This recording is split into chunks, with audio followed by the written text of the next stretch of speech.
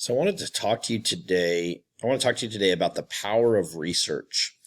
Research can be very powerful, and we might think of research as only things that we might read on databases or in journals, but really we see it everywhere. We see it on TV with every advertisement that we watch. We see it in every product that we try or we test. The TV that you might be watching or the computer that you might be using has been researched thoroughly by companies to make sure that it satisfies their needs for cost. It satisfies their consumer needs. It's all based around research. There are some very powerful research studies that are conducted. Some can be as simple as what's at the end of the aisle at the grocery store, or what's the little impulse buy items when you go to Walmart.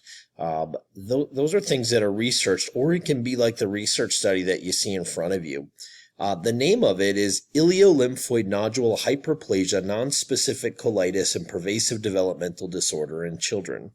Now, I don't expect you to know what ileolymphoid nodule hyperplasia is or nonspecific colitis. So I'm going to put this in just some basic terms. They're looking at pervasive developmental disorders in children, which is can be characterized by the term autism. And they're looking at ileolymphoid nodule hyperplasia or nonspecific colitis, which are gastrointestinal disorders, problems with the gastrointestinal system. So they're looking at gastrointestinal disease in children with autism. And it's a study, if you're interested in that studied 12 children that were recruited by these authors from one specific physician. And they were just looking at, do these children with pervasive developmental disorders have higher incidence of ileolymphoid nodule hyperplasia or nonspecific colitis?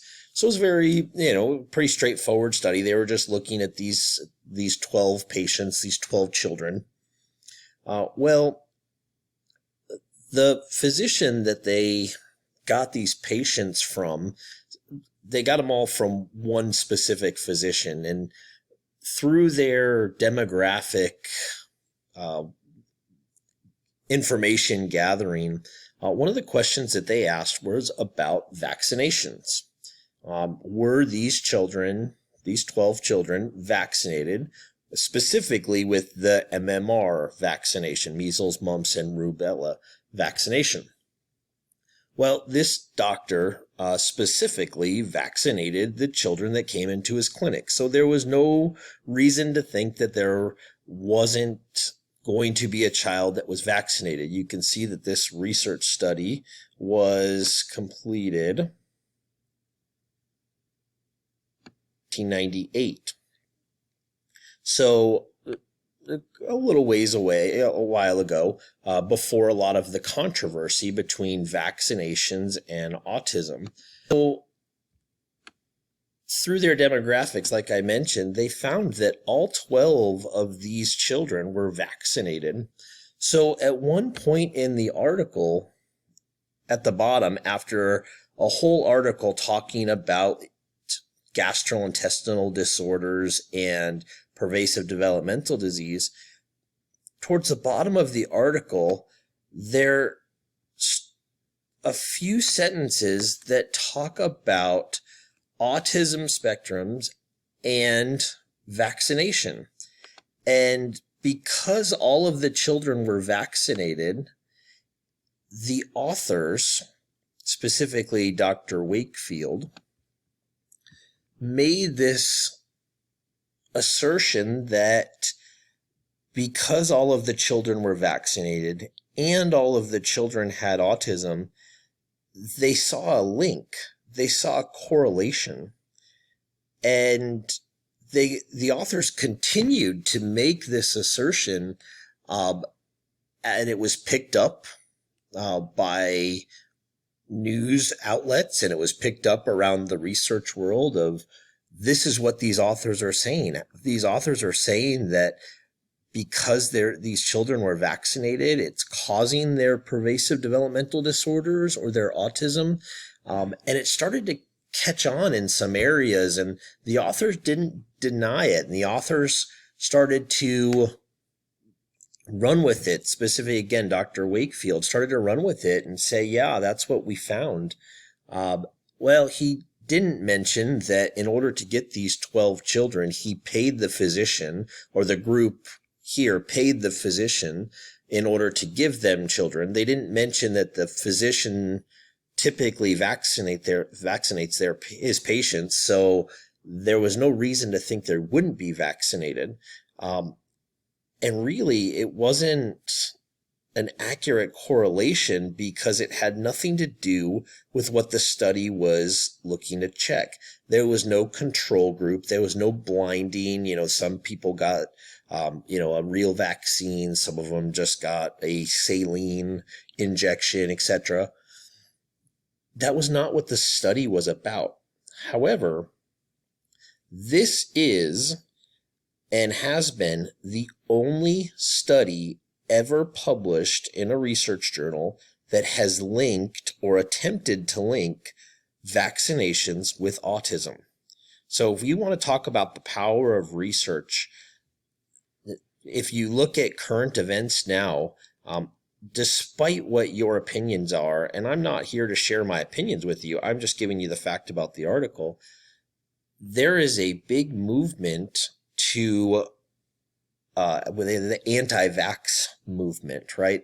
Anti-vax movement, part of the reason is to prevent pervasive developmental disorders or autism, because there are people that believe that vaccinations in young children have been shown to cause autism. Well, again, this is the only study that has ever showed some type of link. And you can see what has happened to the study. It's been retracted. 12 years after the publication of this study, all of the subject recruitment, all of the methods that Dr. Wakefield and his group used were exposed, and they were shown to be, by research ethics boards, to be unethical. And he was actually lost his medical license. The article, which was published in The Lancet, which in the United Kingdom is a highly reputable journal, retracted the article. But this article was so powerful that children started the anti-vax movements and has brought back conditions like measles that were all but eradicated in some areas of the world and have unfortunately caused significant damage or death in many children. So I mentioned to you the power of research and want you to think about how powerful research is. This one research study was extremely powerful, potentially leading to the deaths or disability for thousands of children. And yes, this article the correlation has been attempted to be found with vaccinations and autism in more recent articles. The most recent article that I looked at was a late 2019 article that studied 430,000 children. Again, it was a European study, and they found zero correlation, no correlation at all to vaccinations and autism. So it's a significant piece of powerful research that has created a huge movement. So I wanted to share that with you. I think that's an important piece of the literature, and it's an interesting story. I've got some other examples in this module. You'll see there are some videos about manipulation of statistics, how we can lie with statistics, how we can lie with graphs. I want you to take a look at those and then go find an example of powerful research to you. It doesn't have to be this powerful, I get it, but just find something that you feel is powerful, and it should not take a long time for you to find that. Something that has been published that you think, wow, that's powerful. That's all I need. And then finish up the discussion or complete the discussion for this week. If you have any questions, email me, and I will speak soon.